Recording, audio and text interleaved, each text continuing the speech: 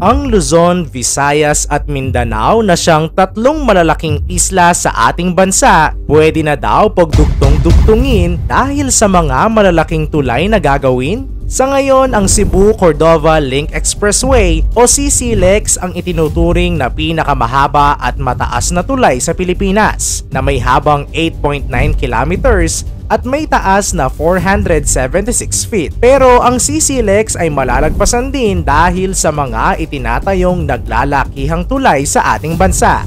Alam natin na ang Pilipinas ay isang archipelagic country na binubuo ng napakaraming islang hiwa-hiwalay, kaya posibleng ito rin ang dahilan kaya magkakaiba ang ating wika, kultura at ilang paniniwala. Pero dahil sa kasalukuyan ay maraming makabago at modernong teknolohiya sa paggawa ng tulay, kaya na di umano na pagdugtungin ang mga magkakalayong isla sa ating bansa. Pwede na kayang pagdugtungin ang mga isla sa Luzon, Visayas at Mindanao? Makakabiyahe na ba tayo ng mabilis na hindi na kailangang sumakay pa ng barko at eroplano? At saan-saan matatagpuan ang mga tulay na ito?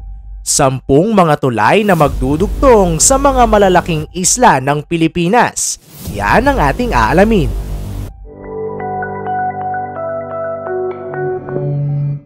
Number 10, Mindoro-Batangas Super Bridge. Ang Mindoro-Batangas Super Bridge ay suportado ng San Miguel Corporation. Ito ay may habang 15 kilometers na magiging kauna-unahang floating bridge sa Southeast Asia. Kung sakaling matapos at magdudugtong sa mainland ng Luzon at isla ng Mindoro, ang tulay na ito ay magkakaroon ng 2x2 lanes pedestrian at bicycle lane kung saan idudugtong nito ang Oriental Mindoro Island sa Verde Island na may habang 8.5 kilometers at mula Verde Island papuntang Batangas na may habang 6.5 kilometers. Kung sakaling matuloy at maitayo, magdadala ito ng opportunity sa mga taga rito, lalo na sa Mindoro na tinaguriang Gateway of Southern Luzon sa larangan ng agrikultura, industriya at turismo. Ang proyektong ito ay nagkakahalaga ng 18 billion pesos. Number 9, Sorsogon Samar Bridge. Plano ng pamahalaan na pag-ugnayin sa pamamagitan ng tulay ang Northern Samar, Allen at Matnog Sorsogon. Ang proyektong ito ay may inihandang dalawang balakin. Ang una ay ang pagtatayo ng 24-kilometer bridge na binubuo ng tatlong mahabang tulay na mula sa Allen hanggang sa San Antonio sa Northern Samar at mula sa San Antonio patungong Kapul sa Northern Samar at mula naman sa Kapul, Northern Samar patungong Matnog Sorsogon. Ang inilaang pondo sa proyektong ito ay tinatayang nagkakahalaga ng 284 billion pesos at posibleng matapos ang mga tulay ng 6 na taon. Ang pangalawang plano naman dito ay ang pagtatayo ng malalim na tunnel na nagkakahalaga ng 257 billion pesos. Naaabutin ang construction ng 9 na taon. Number 8, Cebu-Bohol Bridge. Ang dalawang malaking isla na ito ay napakalaking ambag sa ekonomiya ng bansa, lalo na pagdating sa turismo. Kaya mas lalong magiging maganda ang daloy ng transportasyon at komunikasyon kung mapagdudugtong ang Cebu at Bohol. Ayon sa panukala, ang gagawing tulay ay tinatayang nagkakahalagang 90 billion pesos na may habang 25 kilometers. Ang proyekto ay binalangkas pa noong 2016 na bahagi sa naging programa ni dating Pangulong Rodrigo Duterte na Build, Build, Build at hanggang ngayon sa programang Build Better More Infrastructures Program ni Pangulong Bongbong Marcos. Naghain na ang National Economic Development Authority o NEDA ng panukalang plano sa proyekto. Ito ay upang mangyari ang koneksyon sa lalawigan ng Cebu papuntang Getafe sa Bohol sa pamamagitan ng tulay. Number 7, Quezon Marinduque Mega Bridge, kung saan idudugtong nito ang Katanawan papuntang Mampong Island na may habang 10 kilometers at Mampong Island papuntang Maniuya Island na may habang 4 kilometers at mula Maniuya Island papuntang Santa Cruz na may habang 3 kilometers at Santa Cruz Island papuntang mainland Marinduque sa habang 1 kilometer. Sa pamamagitan ng tulay na ito ay magkakaroon ng mas maayos at mabilis na transportasyon at komunikasyon sa nasabing lugar. Sa ngayon, wala pang detalyadong plano ukol sa proyektong ito. Number 6.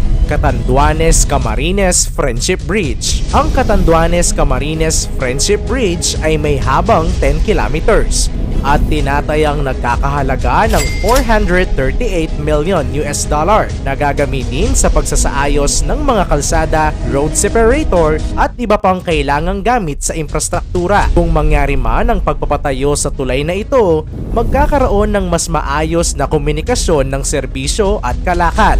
Mapapagaan din nito ang buhay ng mga commuters dahil sa madaling ruta ng transportasyon sa mga bayan at probinsya ng Catanduanes at Camarines. Number 5. Boracay Bridge Project. Sinuportahan din ito ng pribadong kumpanya na San Miguel Corporation. Upang maisakatuparan ang magandang plano sa Boracay, mayroong 5.5 billion na budget ang nakalaan dito na pag-uugnayin ang Malay, Aklan patungong isla ng Boracay. Ang tulay ay may 1.2 kilometers na makakatulong sa mas convenient na daanan ng mga sasakyan upang mas maginhawa ang mga ruta sa isla. Nagkakaroon nga lang ito ng problema dahil sa mga maaapektuhang mga kabuhayan ng ating mga kababayan dito. Number 4. Leyte Bohol Link Bridge. Ang project na ito ay balak pag-ugnayin ang mga lalawigan sa Bohol at Leyte. Itatayo ang isang tulay na may habang aabot sa 20 kilometers. Kasama na dito ang pagpapagawa ng daan na nasa 11 kilometers na kalsada, 4 kilometers na causeway at exit at entrance road. Taong 2017 ay nag-submit ang DPWH ng isang request upang maisagawa ang konkretong pag-aaral sa nasabing proyekto sa Department of Finance. Ito ay upang patuloy na masuportahan ang Leyte Bohol Link Bridge dahil malaking tulong ito lalo na sa mga kababayan nating taga rito. Number 3. Iloilo Guimaras Negros Cebu Link Bridge. Ang proyektong ito ay isang planong pag-ugnay-ugnayin ang mga isla sa Panay, Guimaras, Negros at Cebu sa Visayas upang mas lalong malawak ang kayang masakop ng tulay at mapadali ang sistema ng transportasyon at komunikasyon at para mapalakas pa ang kalakalan, serbisyo at ekonomiya sa mga lalawigan at probinsya. Ang budget para dito ay nagkakahalaga ng 28.5 billion pesos na pondo upang maisakatuparan ang mga tulay.